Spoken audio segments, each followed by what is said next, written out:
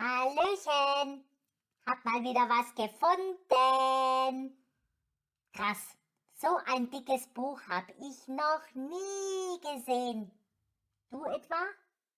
War ganz schön schwer beim Runtertragen vom Dachboden, muss ganz schön viel drinstehen. Hat über 1000 Seiten, ganz locker. Wovon es wohl handelt? Ich würde mir ja ein Bilderbuch wünschen. Nee, sind nicht wirklich viele Bilder drin. Ist es vielleicht ein altes Kochbuch? Nee, für ein Kochbuch ist da zu viel Text drin. Aber wenn ein Buch so voller Buchstaben ist, muss es ja ganz wichtig sein. Hast du auch mal ein altes Buch gefunden? Wo war das? Schreib mir doch mal. Dieses Buch gehörte wohl der Uroma, so alt wie es schon aussieht. Oder dem Uropa. Mal schauen, vielleicht steht eine Widmung drin. Widmung heißt, da vorne hat jemand was reingeschrieben von Hand. Zum Beispiel, wer das Buch geschenkt hat und warum. Krass, da steht was. Oh nein, ich kann die Schrift nicht lesen. So ein Mist. Was nun? Was mache ich jetzt? Ah, ich weiß es. Jetzt kommt's. Jetzt verrate ich dir ein Geheimnis.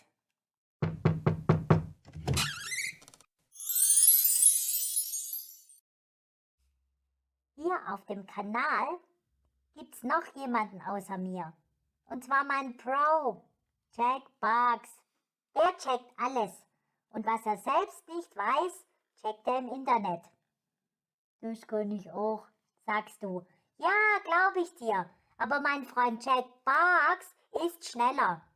Der weiß manchmal schon vor mir, was ich wissen will. Krass, oder? Jack Bugs selbst will nicht erkannt werden. Sonst würde er auf der Straße ständig angesprochen werden. Das würde ihn nerven. Also bleibt er lieber unerkannt. Wir sehen von ihm aber immer die Textbugs oder die Bilderbugs mit der Antwort. Wir testen ihn mal. Moment. Muss erst noch ein Foto machen von der Schrift und ihm schicken. Er sitzt ja sozusagen mitten im Internet.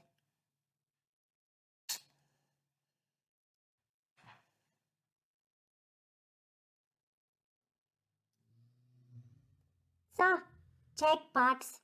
Wie nennt man bitte diese Schrift in Uromas Buch? Die Sütterlin-Schrift ist eine von dem Berliner Grafiker Ludwig Sütterlin geschaffene Schreibschrift, die von 1911 bis etwa 1942 in deutschen Schulen gelehrt wurde. Sie wird im Volksmund auch die deutsche Schrift genannt. Unser Text bedeutet dem Brautpaar zur Hochzeit. Sütterlin, Sütterlin. Seltsam, nie gehört. Sütterlin. Aber zur Hochzeit, wie schön. Und da ich schon vorne im Buch angelangt bin, kann ich gleich nach dem Titel schauen. In anderen Ländern liest man ja von der anderen Seite, also für uns von hinten nach vorne. Okay, wo ich bin, ist vorne. Scherz. Und hier steht die Heilige Schrift. Oha, mir dämmert's, was das für ein Buch ist. Dir auch? Was heißt eigentlich heilig? Heilige Schrift? Was ist denn an der Schrift heilig? Tinte? Die Druckerschwärze? Nee, schwarz ist ja nicht heilig, eher weiß. So wie eine Braut oder eine Friedenstaube oder der Papst. Haha, warum eigentlich? So weiß wäscht nur Ariel, nicht nur sauber, sondern rein. Ha, ha, ha. Noch ein Scherz und nicht mal ein guter. Rein ist heilig, oder? Nun, wenn die Schrift an sich nicht so heilig ist, vielleicht das, was man hier lesen kann. Kannst du schon gut lesen? Wenn nicht, dann ist das ein super Buch zum Üben. Wenn du dieses ganz durchlesen kannst, bist du der absolute Sieger. Was war denn dein dickstes Buch, das du je gelesen hast? Schreib mir mal die Seitenzahl in die Kommentare und welches Buch es war.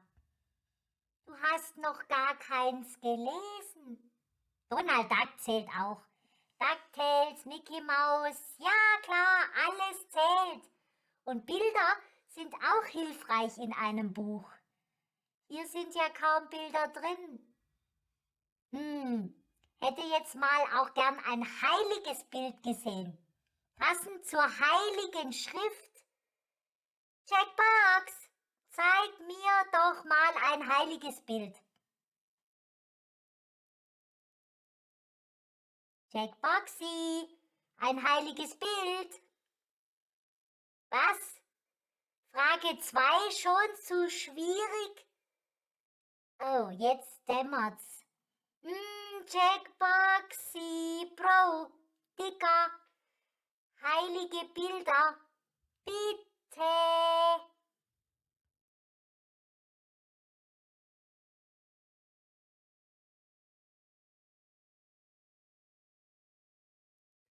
Danke dir, Jackie. Er legt großen Wert auf Höflichkeit. Ja, ich habe gehört, das seien Ikonen, so Bilder von ganz besonderen Personen. Die werden oft mit einem goldenen Ring um den Kopf dargestellt. Das Wort erinnert mich an Icon. Da fällt mir auch gleich der Smiley ein. Der mit dem Ring über dem Kopf.